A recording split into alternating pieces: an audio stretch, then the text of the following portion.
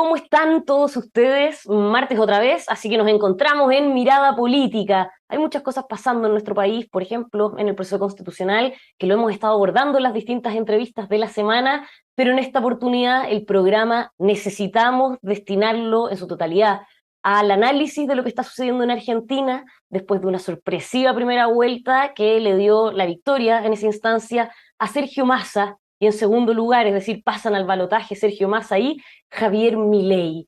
¿Cómo entender este escenario político? ¿Cómo se ve el escenario además para la segunda vuelta en noviembre en Argentina? Es parte de lo que vamos a estar conversando con el analista internacional, alguien ya de la casa, pero que hace mucho tiempo no veíamos por las pantallas de MolTV, Carlos Malamud, catedrático de Historia de América de la UNED e investigador principal del Real Instituto Elcano. Carlos, bienvenido a MolTV, ¿cómo estás? Hola, muchas gracias Patricia, un placer estar otra vez con ustedes. Uy, y cada vez que nos vemos, Carlos, tenemos que hacer tantos análisis, empezar a un poco desenmarañar este escenario político que se viene en Argentina, que bueno, partamos comentando lo principal. Sergio Massa, Javier Milei pasan a segunda vuelta. ¿Cuánto le sorprendió el resultado de Sergio Massa? Partamos por el oficialismo. Pues empezando que es la segunda vez que en este proceso la sorpresa irrumpe de una manera contundente, ¿no? Ya lo vivimos en los PASO cuando Javier Milei ocupó el primer lugar, Patricia Bullrich el segundo y Massa precisamente el candidato del peronismo, del oficialismo, en tercer lugar, ¿no? Esta vez, no en las PASO, sino en la primera vuelta de la elección presidencial, en contra de lo que decían algunas especulaciones que daban la posibilidad de que Milei ganara en primera vuelta. No hubo primera vuelta, va a haber que hacer uso del balotaje, como bien señalabas, pero lo importante fue que quien aparecía encabezando prácticamente todas las encuestas cayó al segundo lugar y quien ocupaba el segundo lugar fue quien ocupó el primero, ¿no? Es decir, valga la redundancia. Es decir, en líneas generales, lo que prevían las encuestas, que la segunda vuelta iba a ser entre Massa y Milei, se cumplió, pero no en este orden, y este orden pues marca un importante punto de partida para la segunda y definitiva vuelta que tendrá lugar el 19 de noviembre, sobre todo teniendo en cuenta que la diferencia entre uno y otro es de casi 7 puntos porcentuales, y esto es bastante, no está todo decidido, pero es una diferencia apreciable. Claro, bien, bien importante esa diferencia. Vamos a conversar, Carlos, de qué pasa con los votos de los otros candidatos que no llegan al balotaje, pero antes de eso, quizá la pregunta que muchos se hacen, incluso la he leído a analistas, porque es la pregunta que todos nos estamos haciendo: ¿cómo se explica que Sergio Massa, ministro de Economía de un gobierno que ha sido muy criticado el último tiempo y que además tiene una inflación en torno al 140%, haya logrado esta cantidad de votos, Carlos? Bueno, en primer lugar, porque si bien no se cumplió lo que está funcionando en buena parte de América Latina, que es el voto de castigo a los oficialismos, hay que tener presente que Sergio Massa era el candidato o es el candidato del peronismo, un partido con una fuerte implantación territorial y un partido con unas redes clientelares muy potentes, muy poderosas. No tengamos en cuenta que de los últimos 16 procesos presidenciales en América Latina, sin contar este último que todavía no está decidido, solo en dos ganaron los oficialismos. Uno es Nicaragua, donde el matrimonio dictatorial Ortega Murillo acudió a procedimientos no democráticos para ganar la elección, encarcelando o exiliando a buena parte de los candidatos que se le oponían. Pero el otro caso fue Paraguay, donde ganó el Partido Colorado, un partido también con una fuerte implantación territorial y con redes clientelares muy potentes, ¿no? Aquí se repite un poco este esquema. Segundo, porque desde el gobierno se satisfacieron muchas demandas de consumo y de auxilio para buena parte de la población, el famoso plan Platita, Un plan, impulsado. Carlos, que se impulsó y se empezó a llevar a cabo. O sea, los pagos fueron hasta 2 semanas antes del día de las votaciones, Sí, es ¿no? decir, pagos a distintos colectivos, descuentos en los impuestos, exenciones fiscales, etcétera, ¿no? mejora de los subsidios. También otro elemento importante, y es que si en las primarias el aparato político territorial del peronismo no funcionó a pleno, porque entre otras cosas el plan de Massa era impulsar a Milei para quitarse de encima a Patricia Bullrich, lo que funcionó de manera eficaz. En esta ocasión el aparato territorial, es decir, gobernadores e intendentes peronistas, cumplieron como un reloj con su papel, y esto le permitió al candidato Massa ganar más de 2 millones de votos respecto a las primarias, ¿no? Y esto marcó la diferencia, y sobre todo esto fue muy importante en la provincia de Buenos Aires, que es el principal distrito del país donde se nuclea el grueso de la población.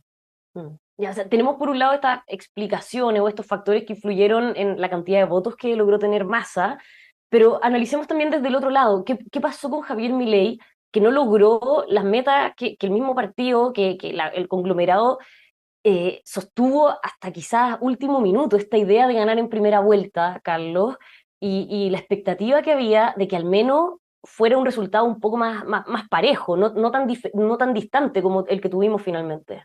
Yo creo que con Milei pasó una cosa, y es primero el gran sorprendido, y el primer sorprendido de haber ganado las primarias fue el propio Milei, ¿no? Milei estaba preparado para seguir en la oposición, Milei estaba preparado para mantener su discurso de la motosierra, para acabar con todo, de incendiar el Banco Central, de dolarizar el país, y de repente se encuentra con que la presidencia está cercana, y está mucho más cercana de lo que había soñado nunca. Y en vez de cambiar el paso, en vez de modular su discurso, en líneas generales lo mantuvo. Es verdad que incorporó dirigentes de otras procedencias, pero ahí precisamente estuvo una de las debilidades de su campaña, es decir, tanto despotricar contra la casta y ficha miembros destacados de esa casta, comenzando por un dirigente sindical múltiples veces acusado de corrupción o de corrupto.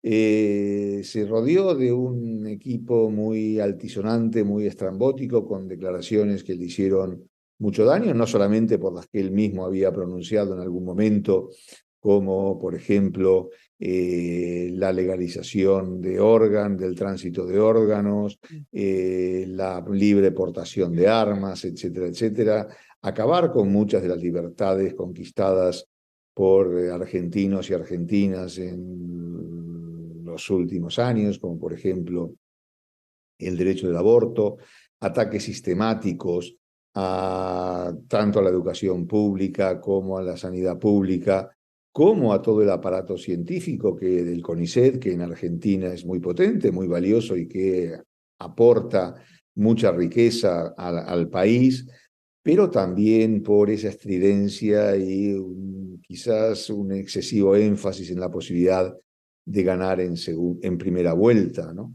Quizás también, volviendo a la pregunta anterior de por qué ganó Massa, y aquí comparando precisamente con Milei, pero también con Bullrich, lo que hay que destacar que la campaña de Massa fue la más profesional, la más política, valorando la expresión en su parte más valiosa, más sana, Claro, la más sobria, podríamos decir.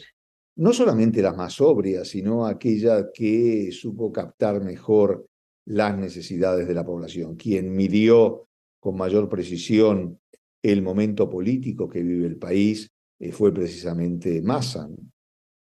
Bueno, antes de hablar de qué tiene que pasar ahora para que Milei quizás pueda dar vuelta a la situación, aunque se ve difícil por esta diferencia de los votos, Carlos, de aquí al 19 de noviembre, ¿qué, qué- ¿cómo se explica lo de Juntos por el Cambio, lo de Patricia Bullrich? Porque por un lado se puede analizar por qué no convocó esos votantes de la reta en la primaria, pero también el que haya quedado en tercer lugar, la relación con el mismo Macri, ¿qué está pasando con el conglomerado que para muchos incluso está como en una especie de crisis terminal? Es bastante probable, es decir, no sería descartable que en las próximas semanas o meses, Juntos por el Cambio se terminara rompiendo, no solo entre su fracción más macrista, más conservadora por un lado y los radicales por el otro, sino en varias partes, ¿no? Inclusive que un sector mucho más pragmático del PRO se distanciara de los más fundamentalistas, por así decirlo, ¿no? Pero yo creo que todo el PRO cometió serios errores desde una de sus elecciones más brillantes, que fue la elección de medio término hace 2 años atrás, a esta debacle electoral, ¿no? En primer lugar, pensaron que ya estaba todo hecho, que estas elecciones las iban a ganar de punta a punta. En segundo lugar, no vieron o no midieron en su totalidad lo que implicaba el fenómeno Milei, coquetearon demasiado con él, tomaron distancias con él, pero no supieron dar una respuesta adecuada a lo que este fenómeno significaba. La interna entre Bullrich y Larreta fue fratricida, fue sangrienta, eso dejó muchas heridas y sobre todo llevó a muchos de los votantes de Juntos por el Cambio a pensar, bueno, estos en realidad hablan mucho de cambio, pero al final del día son igual que el resto de los políticos y por lo tanto debo buscar algo nuevo, estos no me sirven.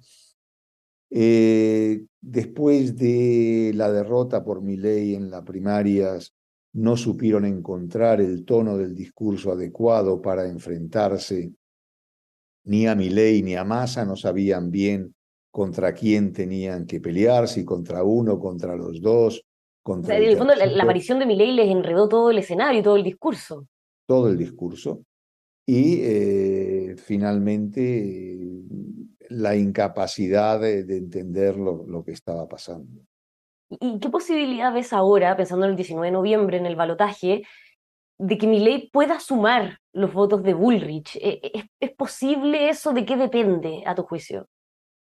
Bueno, no es improbable, es decir, es verdad que Massa hoy por hoy tiene mayores posibilidades de hacerse con la presidencia argentina, pero lo más probable es que el final sea muy ajustado, muy estrecho, ¿no?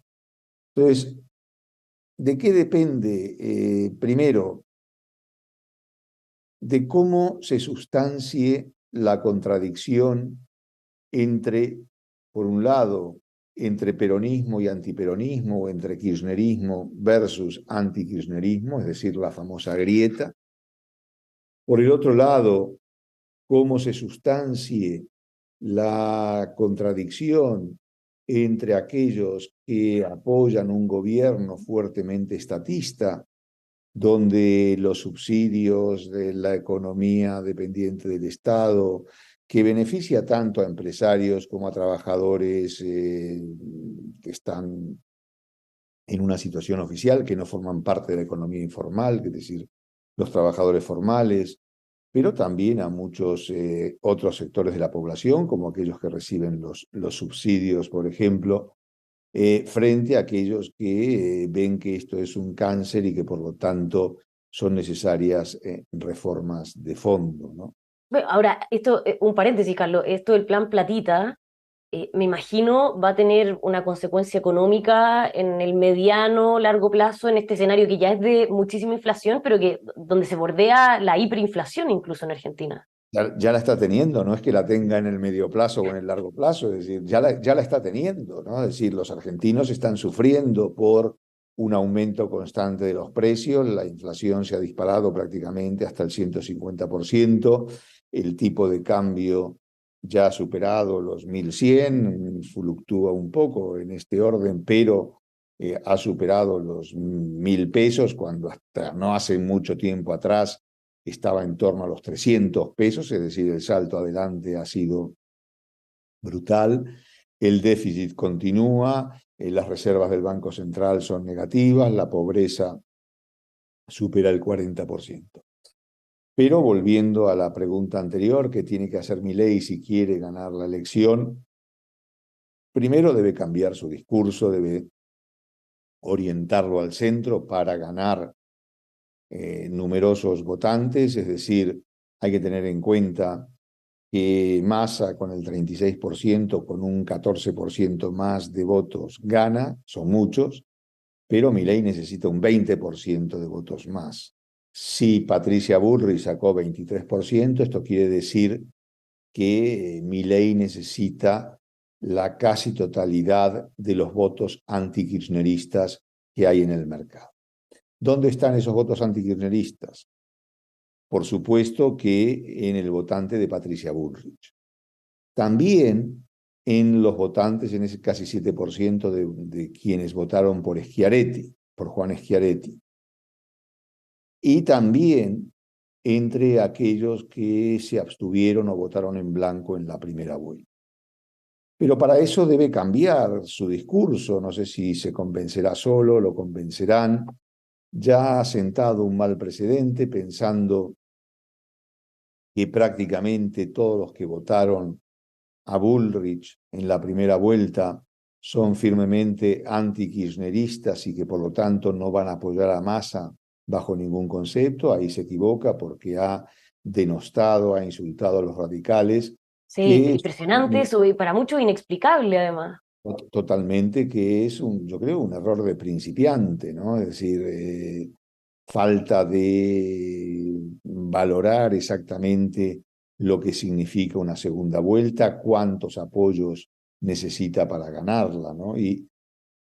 Pero teniendo presente que, entonces, ¿qué necesita Massa? Massa necesita que buena parte de los radicales o casi todos los radicales que apoyaron a Bullrich en esa primera vuelta voten por él, y vamos a tener, yo creo, a un final bastante ajustado donde probablemente todo esto se termine dirimiendo entre 1, 2 o 3 puntos porcentuales entre uno y otro.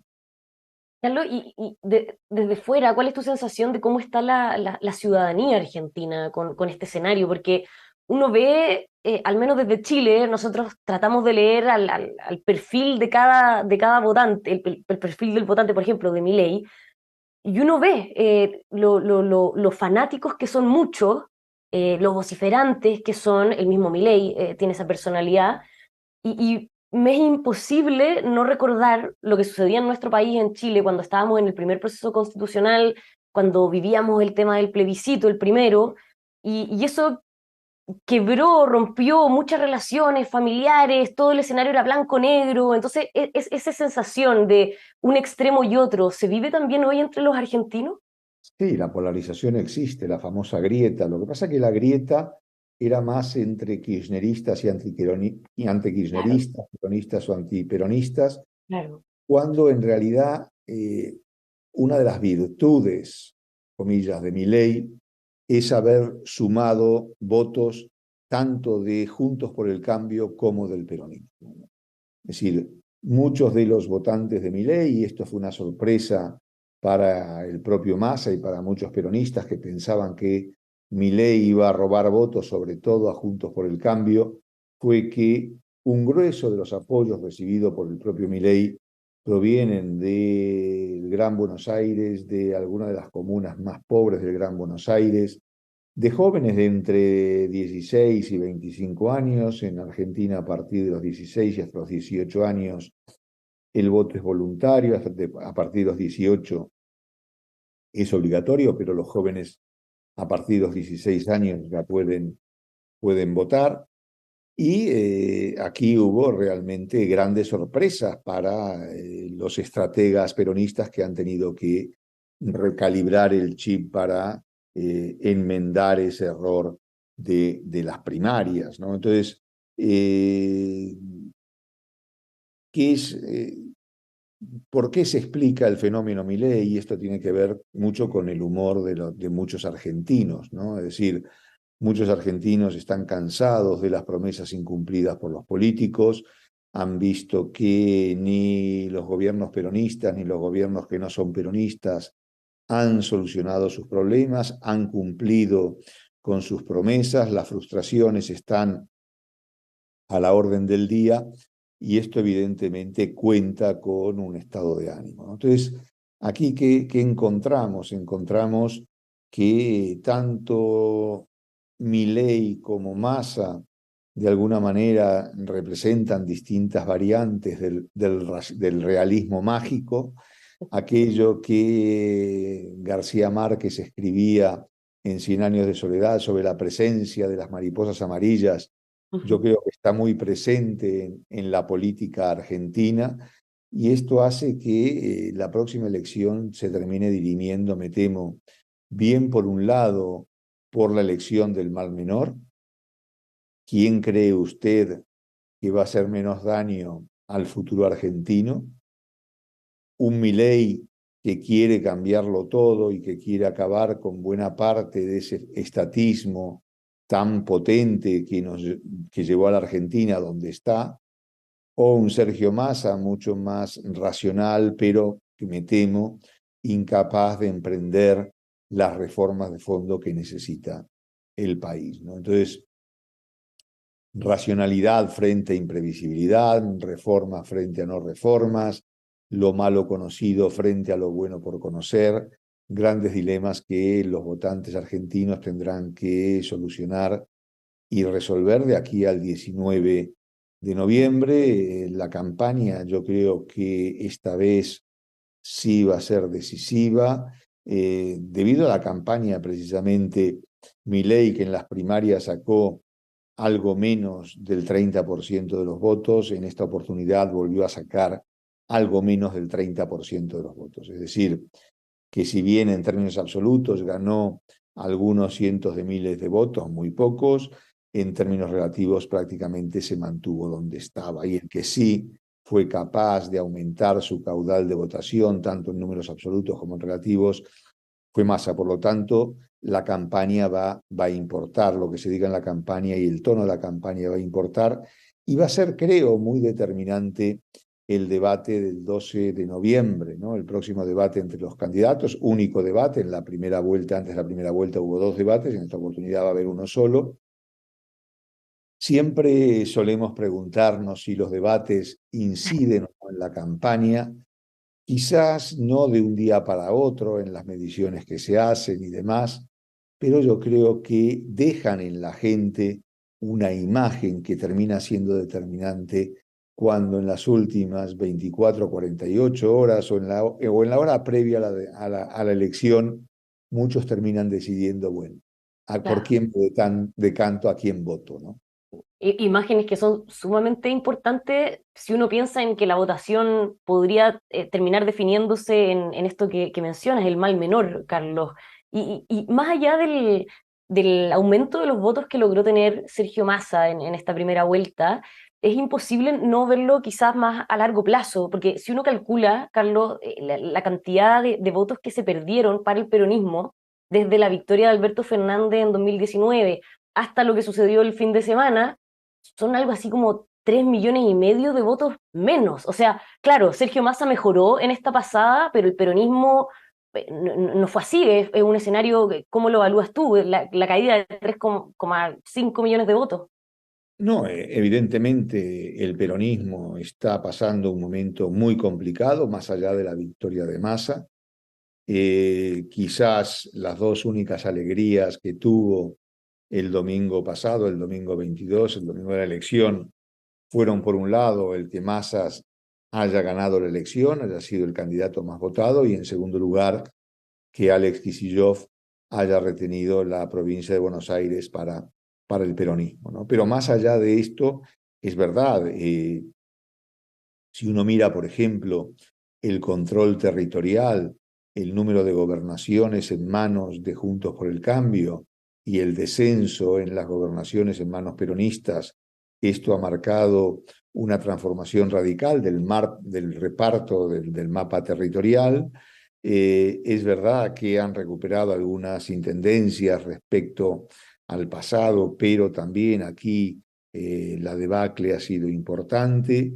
En el Parlamento, si bien son el grupo mayoritario tanto en el Senado como en el Congreso, no tienen mayoría absoluta en ninguna de las dos cámaras, y esto va a complicar la gobernabilidad, no solamente para un potencial gobierno de Massa, sino también para un potencial gobierno de Milei. Es decir, gobierne quien gobierne, se va a encontrar con un parlamento muy fragmentado, con un parlamento dividido y sin alcanzar consensos importantes va a ser muy difícil gobernar y más en el contexto de Mm. la crisis total que golpea al país, ¿no? Entonces, hay problemas para todos, ¿no? Pero lo que sí habría que recordar que en realidad el gran ganador de la jornada del domingo fue Sergio Massa, ¿no? Porque Massa o bien es el próximo presidente de los argentinos, o bien es el nuevo líder de un peronismo en la oposición, pero de un peronismo siempre potente, va a ser el encargado de liderar la regeneración del partido peronista, que es necesaria después de largos años de kirchnerismo y de todas las desviaciones que esto ha provocado tanto en la política interna del país como dentro del propio peronismo, ¿no? Es decir, ahora, junto con esto, los grandes derrotados de la jornada han sido Cristina Fernández y su hijo Máximo Kirchner, que están viendo a pasos agigantados cómo sus situaciones de poder son cada vez más débiles. Impresionante las declaraciones de Cristina al momento de votar, o sea, causó harto revuelo esto que dijera que en el gobierno no fue escuchada siendo ella vicepresidenta. Bueno, eso es una butada de la señora Kirchner, ¿no? Es decir, no solamente es vicepresidenta, fue ella la que colocó a Alberto Fernández como candidato presidencial, fue ella la que condicionó permanentemente hasta prácticamente último momento el gobierno de Alberto Fernández con orientaciones políticas, con nombramientos de ministros, ministros que en vez de estar a las órdenes del presidente, estaban a las órdenes de la vicepresidenta o presidenta del Senado, como se gusta llamar, para tomar más distancia de un gobierno al que teóricamente, como del que teóricamente no forma parte. Pero lo cierto es que con esta elección, como con las designaciones pasadas de Cobos o de Vudú como vicepresidentes, lo que se está probando es que la tan cacareada capacidad política, la genialidad política de Cristina Fernández, al final del día no termina siendo tal. Mm. ¿El kirchnerismo sigue vivo con la elección de Kicillof, a tu juicio, o está en una situación fatal, terminal? Algunos, leía por ahí algunos analistas que dicen que después de esta elección el kirchnerismo había muerto. No, yo no creo que esté muerto. Evidentemente, el triunfo de Kicillof es un respiro sumamente importante. Lo que pasa es que habrá que ver hacia dónde se decanta Kicillof. Kicillof es un muy leal aliado de Cristina Fernández. De hecho, en la noche del domingo le agradeció profunda y sinceramente a Cristina su apoyo total durante todo este tiempo. Pero yo creo que Kicillof tiene que tomar una decisión y sobre todo si Massa es el nuevo presidente.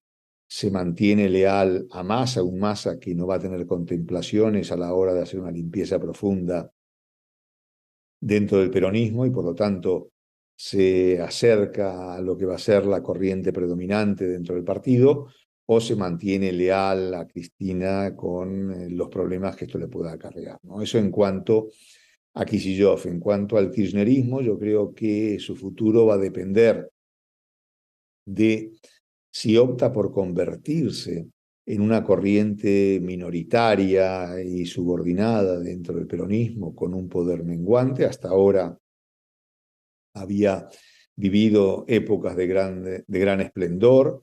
Los militantes más destacados ocupaban posiciones de predominio, tanto dentro del gobierno como en gobiernos provinciales y locales o en empresas públicas. Si el peronismo no gana la elección, su lugar va a ser menor, con Massa va a ser Claro. menor todavía. Entonces, eligen o ser una corriente secundaria dentro del peronismo o deciden desgajarse formando un partido más de izquierdas, más progresista, con comillas, ¿no? Pero esto es una decisión que tienen que tomar ellos Ellos que, por cierto, están ya cada vez más divididos, es decir, Claro. no hay nada mejor que la derrota para provocar la fragmentación de las fuerzas políticas, ¿no? Carlos, para terminar, ¿cómo ves que termina su gobierno Alberto Fernández? En las últimas encuestas se puede ver, hay mucha debilidad respecto a su figura, pero ¿cómo lo ves tú? ¿Qué se puede sacar en limpio de su gobierno? Yo creo que muy poco, ¿no? Es decir, me temo que Alberto Fernández va a pasar a la historia como uno de los presidentes más débiles de la Argentina cuando asumió lo que todos esperaban era que en torno a los gobernadores peronistas forjara un núcleo de poder que le permitiera tomar distancia de Cristina Fernández y articular una política propia. Fue incapaz de hacerlo, no sabemos por qué, bien por temor, bien porque Cristina Fernández guardara algún secreto irrevelable de Alberto Fernández y que esto fuera una manera de coaccionarlo, bien consciente o bien inconscientemente.